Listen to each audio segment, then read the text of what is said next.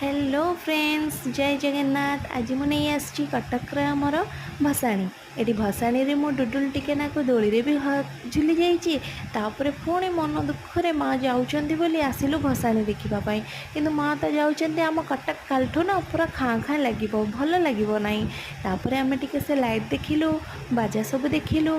बाजा देखी सारी पुणी थे माँ दर्शन कलु। गोटे पर गोटे गोटे पर गोटे केते सुंदर सुंदर माँ मूर्ति आसुए, केते सुंदर सुंदर तोरण आसुए। बहुत सुंदर लगुए देखापी। ए बाद्य सब एत सुंदर भाव जमी माँ को वर्णना करुँच, बहुत भल लगुए। तापर आग को चलू, माँ को दर्शन कलु। माँ का दर्शन कर माँ पाखे एति प्रार्थना कलु जे समस्त को भलरे रखतु। यापर टे आम कटक पिलांकर नाच देखापी तो टे दीवाना थिलु। आम टे कटक पिला नाच भी टे देखीदेलु। आ कटक पिलांकर टे नाच नियारा। आपण मानक वीडियो भल लगी लाइक सब्सक्राइब कर।